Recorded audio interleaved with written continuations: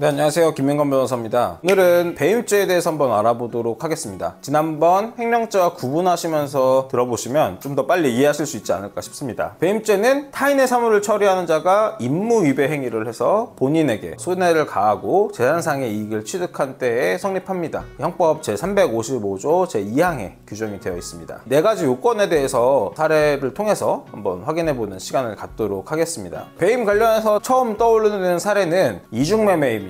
매도인이 어떤 매수인에게 부동산을 매도하기로 했으면서도 다른 사람에게 또다시 매도를 할 수도 있겠죠. 이때 배임죄 성립과 관련해서 여기서 보셔야 될 거는, 그럼 매도인이 어떠한 매수인의 사물을 처리하는 사람이라고 볼 수가 있는가? 내가 아무리 이중매매를 하는 게 안 될 것 같긴 하지만 그래도 내가 내 부동산을 파는 게 매수인을 위한 사무 처리인가? 이제 이런 부분들이 좀 의아하다고 생각이 들 수가 있겠죠. 이와 관련해서 우리 법원 같은 경우에는 매도인이 중도금을 받았는지 여부에 따라서 배임죄 성립 여부를 다르게 보고 있습니다. 그러니까 우리 법원은 매매 계약을 했다고 해서 바로 타인의 사물을 처리하는 자라고 되는 것이 아니고, 당사자 사이의 전형적, 본질적 내용이 통상의 계약에서의 이익 대립 관계를 넘어서 그들 사이의 신임 관계에 기초해서 타인의 재산을 보호 또는 관리할 정도에 이르러야 된다고 보고 있거든요. 그런데 이제 부동산 매매 계약에서 보통 계약금, 중도금, 잔금 이렇게 되게 되는데, 중도금이 지급되면 이제 계약 해제가 불가능하죠. 이런 단계에 이른 때에는 이 매도인은 그때부터는 매수인에 대해서 매수인의 재산 보전에 협력해서 재산적 이익을 보호하고 관리할 신임관계에 있게 되기 때문에 그때부터는 매도인은 배임죄에서 말하는 타인의 사물을 처리하는 자에 해당한다 라고 보는 것이 우리 법원의 태도입니다. 그러니까 매수인으로부터 중도금을 받지 않았다면 배임죄가 성립하지 않고, 중도금을 받았다면 타인의 사물을 처리하는 자에 해당하기 때문에 배임죄가 성립한다, 이렇게 알고 계시면 될 것 같습니다. 그 다음엔 이제 임무위배 행위 한번 볼 텐데요. 퇴사 후에 내가 회사에서 업무할 때 가지고 있었던 업무용 자료, 이 파일들을 폐기하지 않고 그냥 보관하는 것이 임무위배 행위에 해당할까? 이런 의문이 있을 수가 있습니다. 결론부터 말씀드리면, 퇴사 시에 이 영업비밀 등을 회사에 반환하거나 폐기할 의무가 있는 경우에는 이렇게 자료를 폐기하지 않고 보관하는 것만으로도 업무상 배임죄가 성립할 수가 있습니다. 우리 법원은 임무위배 행위를 법률, 계약, 신의칙상 당연히 할 것으로 기대되는 행위를